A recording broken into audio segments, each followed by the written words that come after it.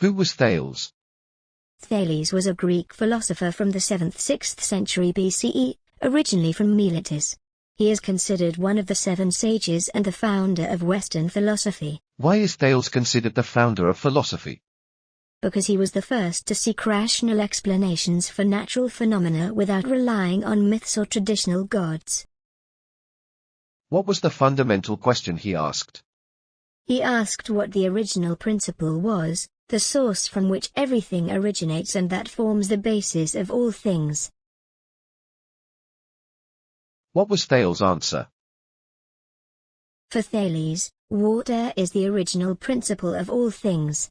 Thales observed that water is essential for life and appears in different forms in nature: liquid, solid, ice, and gaseous, vapor.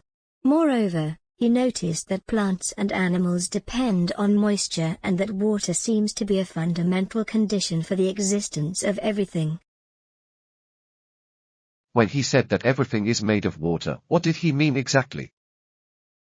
He meant that water is not only the basis of all living beings but also the primary substance from which everything derives and to which everything can return.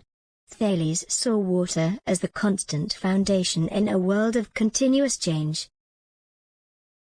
Besides saying that everything comes from water, Thales also claimed that everything is full of gods.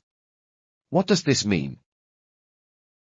This phrase means that Thales viewed nature as animated by a divine force.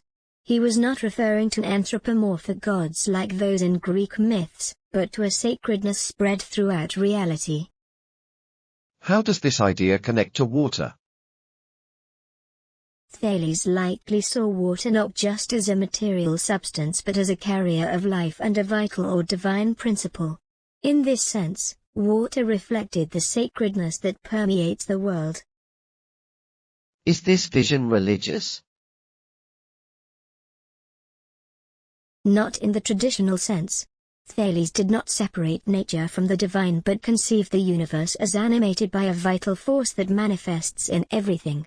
It is a vision closer to pantheism or animism. What is the significance of his thought for later philosophy? Thales was the first to seek a single, rational principle to explain reality. This approach influenced philosophers like Anaximander and Anaximenes and laid the foundations for natural philosophy and science.